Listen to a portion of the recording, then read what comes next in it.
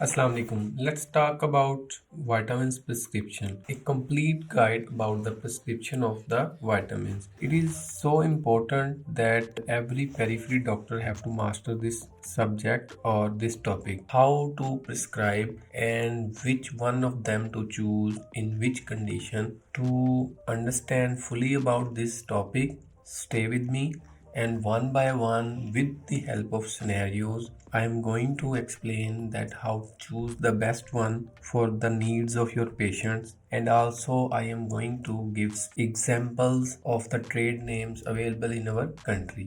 तो आपने आखिर तक देखनी है ये वीडियो, तो इंशाल्लाह इसके बाद आपको सारी ज़िंदगी दोबारा विटामिन्स को लेकर मसला नहीं होगा। अच्छा जी, what are the goals of this class? To make a smart scientific based selection of a vitamin, and then we know that why vitamins are important, because starting from the vitamin A, B, C, D, E, K, every vitamin have its own functions and are important for different bodily functions. तकरीबन हर किसी एक ना एक जो है वो prescription के ऊपर, बच्चे हों, बूढ़े हों, जवान हों, हामला औरतें हों या फिर किसी और वजह से भी अगर कोई किसी ना किसी डॉक्टर के पास या नियर बाय नॉन डॉक्टर के पास भी जाता है तो तकरीबन हर एक बंदा जो है वो इनमें से कोई एक ड्रग यूज जरूर कर रहा होता है। जहाँ antibiotics over the counter, pain management में पैरासीटामोल, इस तरह की मेडिसिन और फिर मैदे के कुछ कैप्सूल लोग बेतहाशा इस्तेमाल कर रहे हैं, वहीं विटामिन्स का इस्तेमाल भी किसी से कम नहीं है। तो let's start with a scenario that a 26-year-old female presents to you with complaints of fatigue, malaise and body aches. आपने उसकी अच्छी एक डिटेल्ड हिस्ट्री एग्जामिनेशन की और कुछ टेस्ट करवाए, या फिर विदाउट टेस्ट आपने ये इस्टेब्लिश कर लिया कि पेशेंट को अनीमिया है। अब वो फीमेल आपसे रिक्वेस्ट करती है कि डॉक्टर साहब मुझे कोई ताकत की दवाई भी लिख के दें, मुझे किसी ने कहा था कि ताकत की दवाई इस्तेमाल करो, इससे तुम्हारे मसले ठीक हो जाएंगे। तो अब क्वेश्चन ये है कि आप उसे कौन सा विटामिन प्रिस्क्राइब करेंगे और उसे प्रिस्क्राइब करने की क्या कोई वाकई रीजन भी है। नाउ सिनेरियो 2 इज के a 50-year-old postmenopausal female comes to you with complaint of bone pains and requests for a vitamin prescription. It is so common कि अक्सर पेशेंट आते हैं और आके यही कहते हैं, डॉक्टर साहब कोई मुझे ना हड्डियों जोड़ों में तकलीफ है, कोई इससे मुतल्लिका ताकत की दवाई बताएं। And then scenario 3 is that a 60-year-old female with long standing diabetes on metformin complains of tiredness and labs show anemia with raised MCV. So now which vitamin to be prescribe? तो अब इसके अलावा भी ये जो 3 scenario हमने discuss किए हैं, कुछ ऐसी कंडीशंस हैं जहाँ पर विटामिन प्रिस्क्राइब करने का फ़ायदा हो सकता है या होता है, प्रिस्क्राइब करने का सोचना चाहिए। द कॉमन इज़ के अक्सर हामला औरतों में जो है वो इसकी काफ़ी ज़्यादा ज़रूरत पड़ती है, जिसमें ख़ास तौर पर फॉलिक एसिड, आयरन और फिर इसके अलावा बी कॉम्प्लेक्स और विटामिन सी और कैल्शियम जो सप्लीमेंट्स हैं जो प्रेगनेंसी के दौरान एक अच्छी प्रेगनेंसी के लिए रिक्वायर्ड है। Remember, it's not mandatory to have all these throughout the pregnancy, but those who are at risk or those who are having anemia and documented deficiency, तो उस सूरत में आपको फिर इनके फ़ायदे काफ़ी ज़्यादा हासिल होंगे। अब जैसे कि वालिदैन आकर कहते हैं डॉक्टर साहब मेरे बच्चे का कद नहीं बढ़ रहा, या फिर मेरे बच्चा जो है वो फल फूल नहीं रहा, तो मुझे कोई ताकत की दवाई भी बताएं। इसी तरह कोई एक जो है वो डाइटिंग कर रहा है और वो जिम भी स्टार्ट की हुई है, तो अक्सर लोग कहते हैं कि डॉक्टर साहब मुझे कोई ऐसे सप्लीमेंट्स या विटामिन्स बताएं कि मैं जिम के दौरान अच्छा अपना मसल गेन कर सकूं और वेट लॉस भी कर सकूं। इसी तरह बहुत से पेशेंट जिनमें डिफरेंट किस्म की सर्जरीज स्टार्टिंग फ्रॉम एसोफेजेक्टमी, गैस्ट्रेक्टमी या फिर आइलियम रिसेक्शन या कोलोन की सर्जरियाँ हुई होती हैं या कुछ पाउच फार्मेशंस हुई होती हैं, उन सब में भी आपको विटामिन्स प्रिस्क्रिप्शंस के बारे में सोचना चाहिए, या ये वो कैंडिडेट हैं जिनमें विटामिन्स के प्रिस्क्राइब करने से फ़ायदा हो सकता है। अब people with different medical condition जिनमें के सीलिक डिजीज़ के पेशेंट्स को विटामिन की ज़रूरत पड़ सकती है, not at the time of diagnosis, later in the course of the disease, के जब क्रॉनिकली डेफिशिएंसीज होना शुरू हो जाएं। अल्कोहलिक पेशेंट्स जो हैं और इसके अलावा मेल नॉरिश्ड पेशेंट्स जो हैं उनमें भी विटामिन की ज़रूरत पड़ सकती है। कुछ ऐसी ड्रग्स हैं जो कि डिफरेंट विटामिन की जो डेफिशिएंसीज काज करती हैं। It is wise to prophylactically start these vitamins with the prescription of these drugs, जिसमें कि the world famous tuberculosis drugs में आइसोनियाजिड जो कि पायरोडॉक्सिन डेफिशिएंसी काज करती है, उसके साथ आपको विटामिन B6 प्रिस्क्राइब करना होता है। इसी तरह मीथोट्रेक्सेट के साथ आपको फोलिक एसिड की प्रिस्क्रिप्शन और फिर इसी तरह माइनोसैलिसिलिक एसिड्स में भी आपको अक्सर जो है वो फोलिक एसिड रिकमेंड करते हैं। ना हो कि कुछ लोग आपके पास हेयर फॉल और फिर दांत कमज़ोर हैं या दांत हिल रहे हैं या दांत बढ़ रहे हैं बच्चों में, तो हमें को विटामिन बताएं। जख्म जल्दी भर नहीं रहा। So these are the conditions के जहां आपको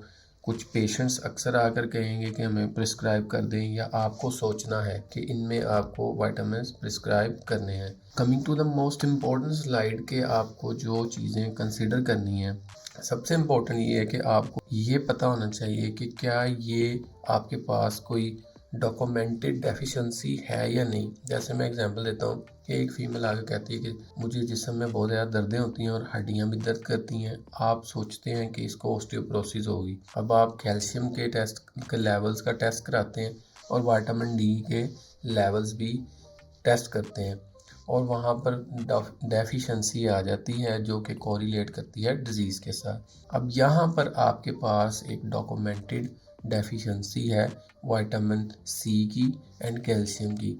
अब आपको जो डोजेज भी सिलेक्ट करनी है और जो ड्यूरेशन भी सिलेक्ट करना है वो डिपेंडिंग अपॉन द डिजीज़ करना है, जो कि अब आपने इस्टेब्लिश कर ली है। अब ये तो डिज़ीज़ टू डिज़ीज़ आपका वेरी करेगा कि कितनी डोज चाहिए और कितनी ड्यूरेशन चाहिए, वो हम किसी अलग टॉपिक में बात करेंगे।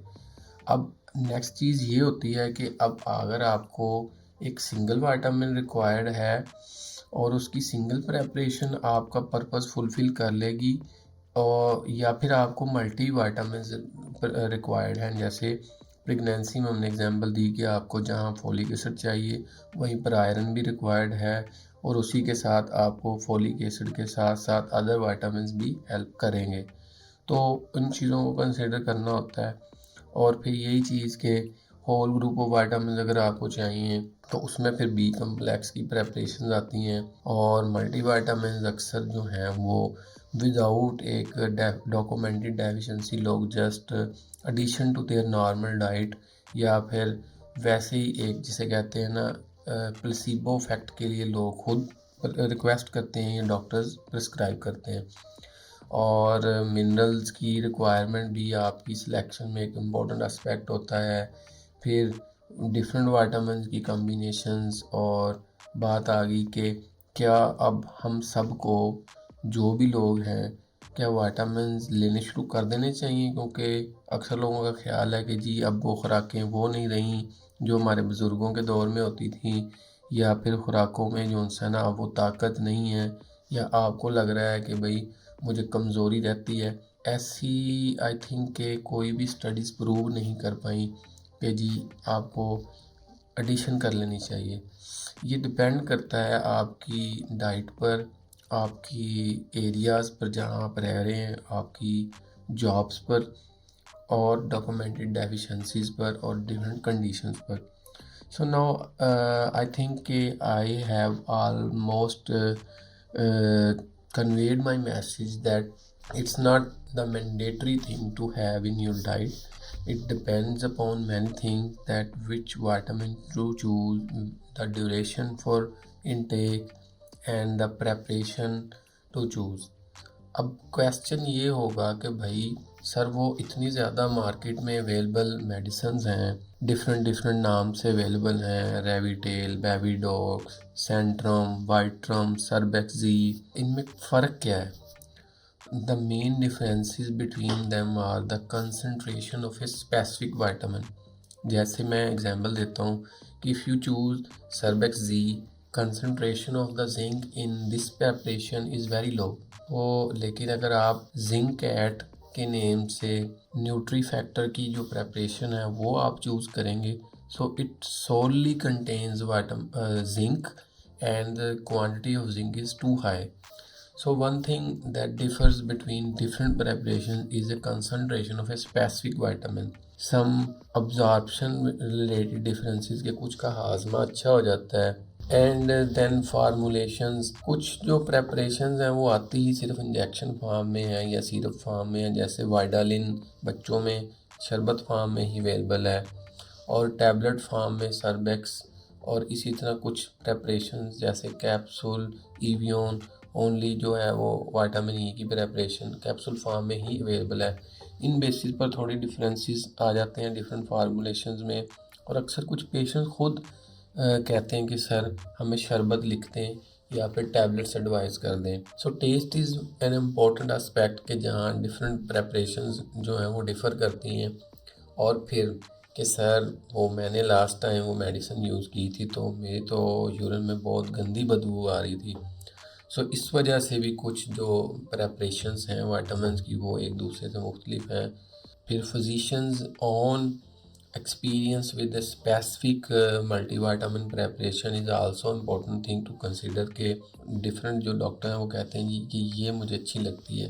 एक अदर कंसेप्ट भी है कि कुछ जेलेटिन बेस्ड और नॉन जेलेटिन बेस्ड प्रेपरेशन है, इसमें फिर वो हलाल और हराम का एस्पेक्ट आ जाता है। Price, remember the doctor should know the cost of each and every drug के, क्योंकि ये ज़िंदगी का एक इम्पोर्टेंट हिस्सा फिर बन जाती हैं दवाइयाँ, तो इसलिए आपको मेक श्योर करना है कि आप सस्ती बट येट अफेक्टिव ड्रग जो है वो आपने चूज़ करनी है, अच्छी भी हो और सस्ती भी हो। जो कुछ नाम आप नेट से सर्च करेंगे बाज़ का मार्केट में अवेलेबल नहीं होते या आपके एरिया में अवेलेबल नहीं होते, तो आपने फिर अवेलेबिलिटी को इंश्योर करते हुए वो प्रिस्क्रिप्शन लिखनी है। एक प्रैक्टिकल टिप मैं आपको देना चाहूँगा कि अगर आप एक बहुत कॉमनली प्रिस्क्राइब मल्टीविटामिन किसी को प्रिस्क्राइब करते हैं किसी पेशेंट की रिक्वेस्ट पर, तो वो अक्सर हो सकता है कि वो आपको कहें डॉक्टर साहब ये तो मैंने पहले भी इस्तेमाल किया था। तो then you have to choose smartly the one जो कि ज़रा अच्छी कंपनी का है लेकिन जो है वो उसने यूज़ ना की हो।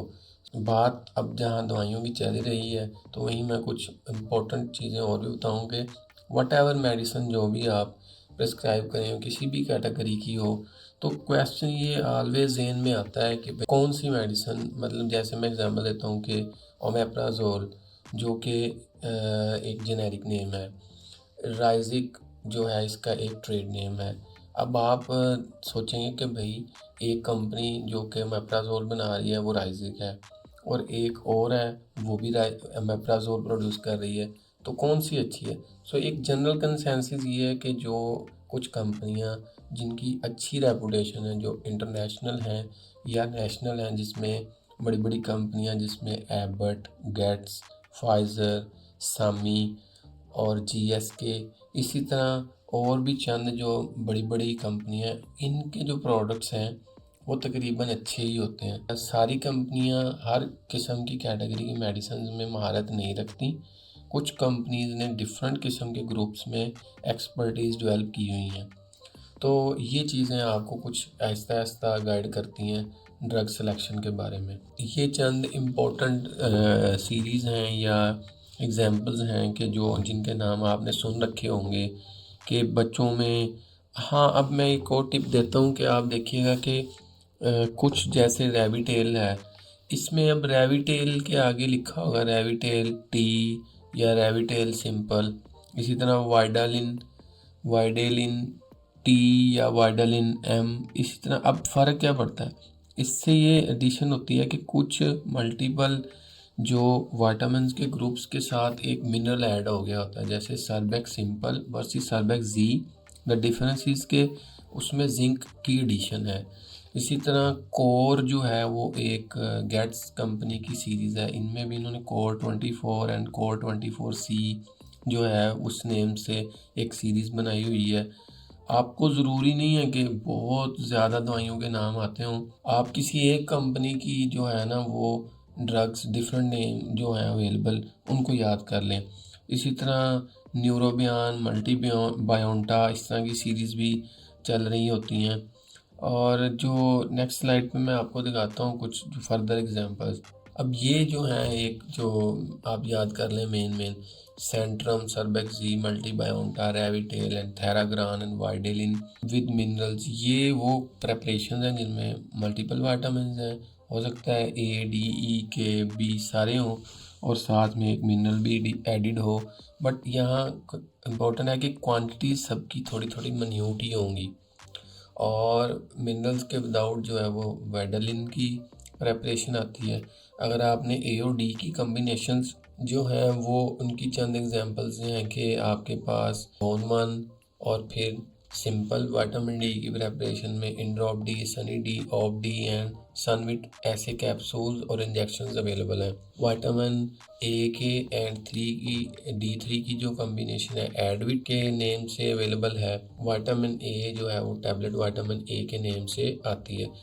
इम्पोर्टेंट थिंग जो मैं आपको यहाँ पर ज़रूर बताना चाहूँगा वो ये है कि विटामिन ए का जो यूज़ है वो प्रेग्नेंट फीमेल्स में सोच समझ कर करना है आपने। और विटामिन ए एंड ई का कम्बिनेशन जो है वो आपको टैबफर्टिन के नेम से अवेलेबल है।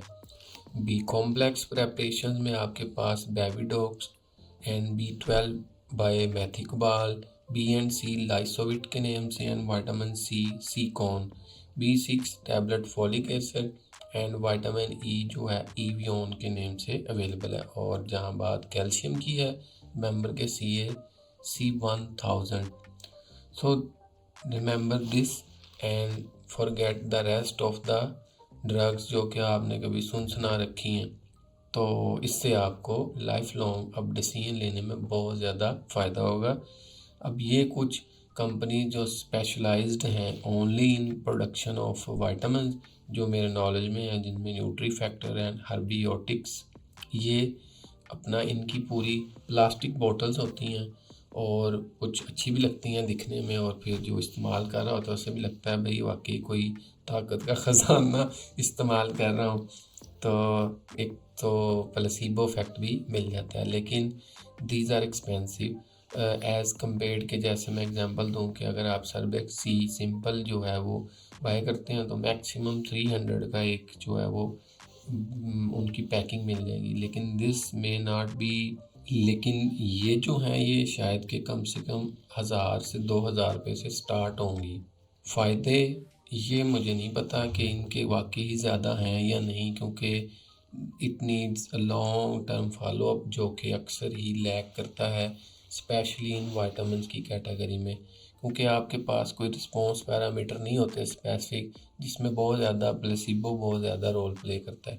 So let's summarize this. Whenever you come across a situation where you have to prescribe a multivitamin, vitamin or vitamin with minerals or some supplements, then you have to get some clues from the history and existing medical conditions or the drugs that a patient is taking. You have to make sure that the absorption, preparation and availability and price factor, and then you will come to a conclusion that you are going to prescribe a specific vitamin. Use this knowledge and increase your productivity with this. Thank you very much. Like my video and subscribe my channel as well.